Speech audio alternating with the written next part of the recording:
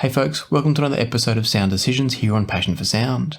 And today it's part 3, the final part of my interview with Zach and Bevan from ZMF Headphones, or ZMF Headphones as you might be used to hearing it. In this final part of the interview, Zach and Bevan talked to me about things like the gear and the music used to test headphones, why they co-designed the pendant amplifier with amps and sound, what they would say to somebody who asks the question of whether they should get the Verite open or the Verite closed, and also what Zach would try to design if cost was absolutely no object.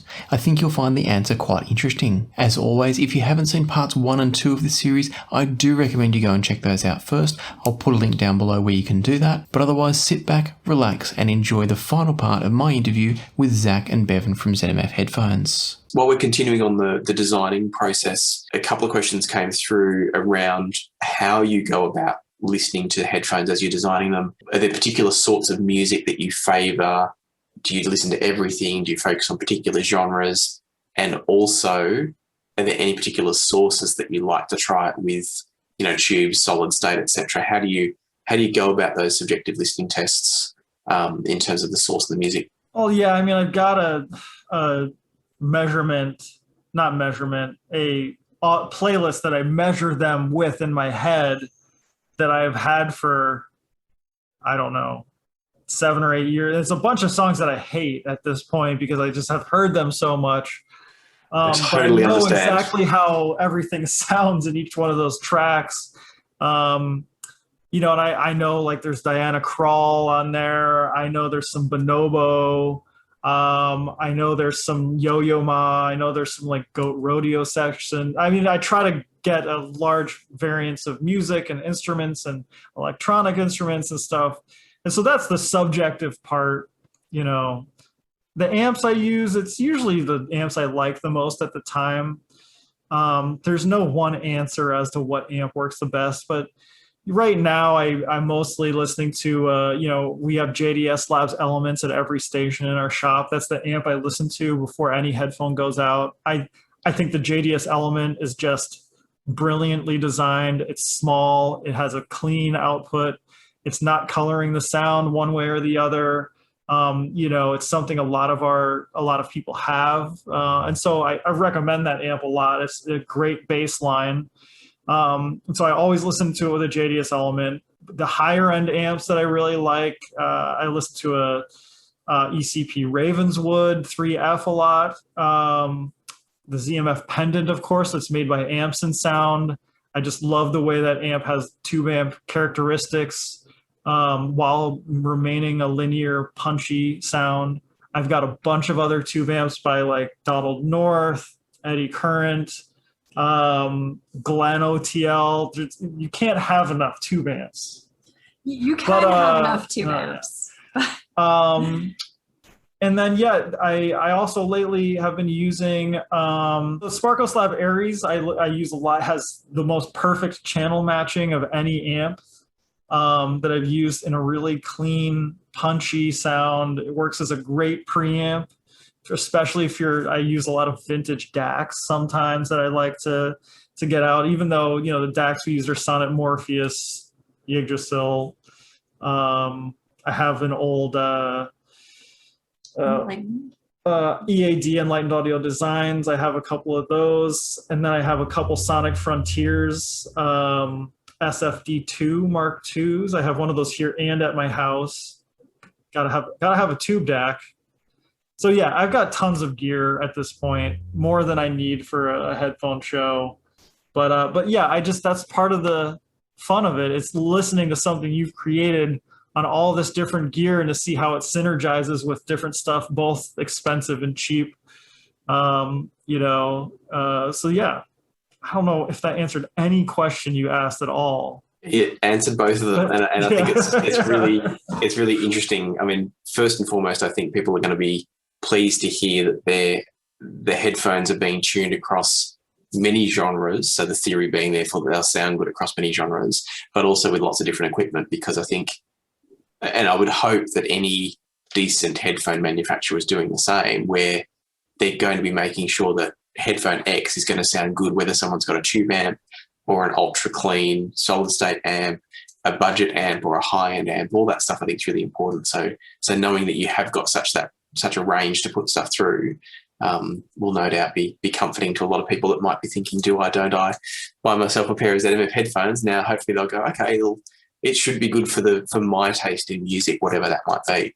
Let's touch on, while we're talking amps, let's touch on the pendant.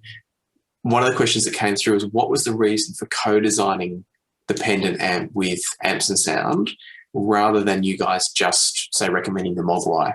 Well, there's a couple reasons behind us working with Amps and Sound, and you're saying, and why would we brand it as ZMF instead of just saying go buy a Mogwai? Yeah, basically, yeah. Together with Justin to make the pendant. Yeah. Specifically. Well, the pendant was originally the Lilu, which was a different design that Justin had made, and so I had a conversation with Justin, which I'm not exactly sure what the idea behind all of it was, but I think he was not sure what to do with that model. He wasn't selling a lot of them, and I had this idea that I was just like, you just added a rectifier to the Mogwai and had it become the Mogwai SE, and I was like, could you possibly do that with the Lilu? And at some point, I said, well, let's try selling it through ZMF and, send me a few units. And we, ended up buying a few earlier units and changing around with the coupling caps and some of the feedback designs in there. And what we realized, and what I think he realized, I definitely don't want to speak for him, is that the amp kind of ended up in a spot that didn't align with the sonic preference or signature that the rest of his line did, because the pendant's definitely a more linear amp that is kind of punchy but still quite neutral. Like, if you listen to it without knowing it's a tube amp, you might mistake it for a solid state amp with like a lot of three-dimensional space. Like, of any of the amps I have, it probably sounds the most like a Ravenswood 3F of any of them, even though that's a solid state amp. It has that kind of ethereal three-dimensional solid state almost quality to it, which can be, if you put a pair of old Hammond Mullard or British Mullards in there or something, it's going to warm up and be much more tubey. But that's kind of the baseline with the stock new tubes that are in it. So yeah, I think, and we actually do recommend, and I really love the Mogwai SE and original Mogwai that they do. It's a more liquid, kind of euphoric, meatier, punchier, girthier sound that will kind of sounds more like what you would expect a classic tube amp to sound. So usually when people are coming to me say, I just want that tube amp sound, I usually recommend like a Mogwai or a Felix Euphoria, or throw a Glen OTL or whatever, any of the OTLs that are out there right now. Yeah, so we're in an age of so many good audio products that because there haven't been headphone shows too. There's tons of amps that I haven't that have come out that I haven't heard lately. So yeah, that makes good sense. I think also when we got the different iterations in house after conversations with Justin, we would get to try all of our headphones on them, obviously, and we were talking about how do we make this synergize with our headphones to what we feel is a great presentation, where we can say you can purchase a ZMF pendant to use with your ZMF headphone, and we think that you will be pleased with this pairing. So that was, a big part of it, which the Amps and Sound amps, like Zach was saying, he loves and he definitely recommends. But the pendant does have a bit of a distinct sound from maybe the rest of the Amps and Sound house sound lineup, as we kind of tweaked it a little bit to really present ZMF headphones how we wanted them. That makes a lot of sense. And I think that'll be really helpful for people that are looking at both and going, which way should I go? I think that really clarifies that. That's fantastic. Thank you. If someone was trying to decide, I think this one's one that anyone that's looking at the high end will probably toss and turn on this one, given the reviews that are out there and the glowing reports. If somebody was to try and decide between the Verite open and the Verite closed, what would you tell them? Well, probably figuring out their use case first. I always think sometimes helping people think through, where do you listen to headphones? When do you listen to them? What are your actual needs? I've had some people be like, oh, I just had to sell all my headphones because, we're having a baby and they were all open. If your wife is pregnant, maybe you want closed headphones. Just getting that out of the way. First, there's use case. And then just sound signature, where the closed is a little more kind of warm and like voluptuous. I don't know if that's not an audiophile term, but that's my now. description. Absolutely. Where the open is a little more like dynamic, and the sound is a little more free and spacious. That's my non-audiophile description. I'll throw the softball to Zach for the more complete description. I think a lot of people have used mostly open or closed headphones. I mean, when they're, especially, we get a lot of customers, especially in the last year as the pandemic's gone on, that are just getting into the higher end stuff. And a lot of those people have either, and I don't know why this is, but either only use open or only use closed. And I think a lot of it is just people figuring out, like, do they like the characteristics of an open headphone or a closed headphone more? Because when you go to our headphones, those are a lot of the things that we talk about, whereas the open has a smoother response. It's got more outward space. The linearity through the mids is greater. Whereas the closed, the accentuation of the bass is a little greater. The accentuation of the upper mids and clarity is a little greater. It's got a little bit more of excitement to it because things are a little more dynamic because the air, is in a closed area. So you're actually getting a little more trampoline effect and with your eardrum and everything. And so a lot of it's just figuring out, does the user prefer that open or closed landscape? And it's something a lot of people are just figuring out, but some people already know it. Some people come to me and they're like, I like closed headphones more than open headphones, or I like open headphones more. And then it's easier when they've had that experience. And that's one thing that I know audio shows, because that's one great thing about audio shows and just meeting people and seeing them listen to your headphones is a lot of times they'll come in and they'll try the open or the closed. And, like the closed headphone, because it's newer, came out in 2019, whereas the open came out in 2018. There's more online about it right now. They'll read online like, I thought I was going to like the Verite closed more because everybody loves it. Everybody's been saying this online, but I actually like the Verite open more after I hear it. And it's always interesting to see those surprises from people towards what they thought they were going to like based on what they read and then what they actually subjectively like. So it's fun. Cool. That's really interesting. And I think my takeaway from that is obviously it helps people decide on the frequency response characteristics the way you described it, Bevan. But then on the flip side, what you just said, Zach, also kind of reminds me of the fact that often we don't really know till we hear it. And you think you like a warmer sound, but then you hear the warmer headphone and you go, that doesn't really suit me. And you try the slightly less warm or voluptuous sound, we could call it.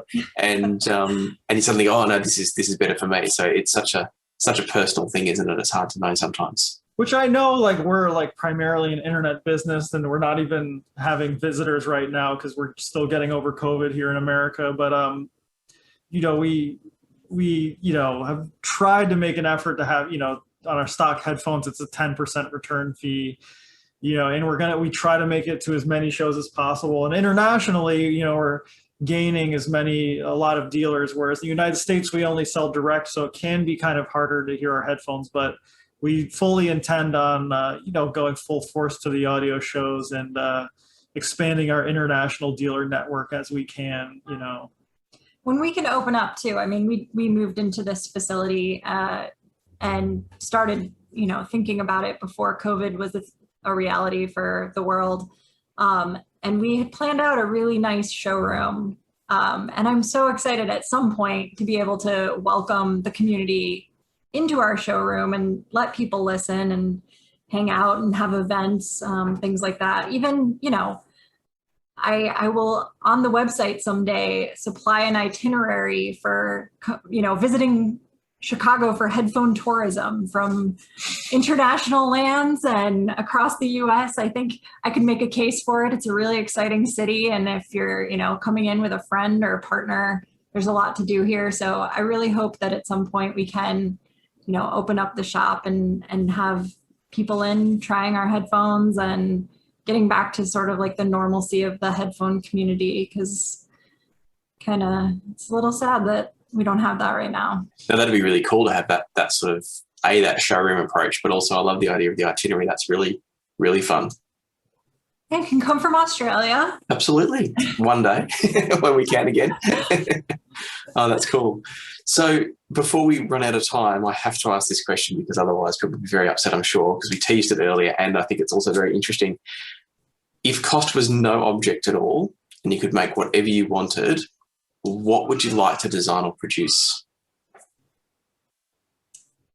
Yeah, I mean, I think, I don't know. I've seen a few attempts at it, and the thing is, I don't even know how I would make it work. But it's multiple driver designs. I think are fascinating. But in a full size headphone, I know there's been some done. I do not want to get into whether they were successful or not.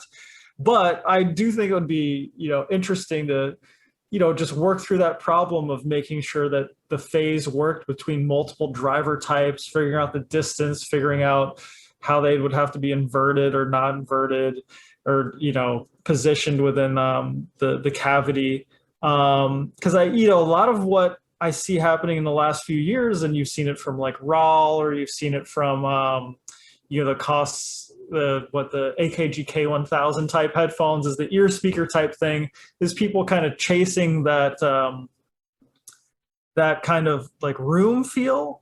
Whereas I don't know, my interest has always lied more in cohesiveness of kind of recording pinpoint and being able to have that kind of perfectly damped and right amount of reverberation to a sound. And so I don't know, it would be fun one day to, kind of the way a lot of IEM makers are now, taking electrostat, planar, and balanced armatures and dynamic drivers, and really blowing that out and seeing where that could go in a full-size headphone.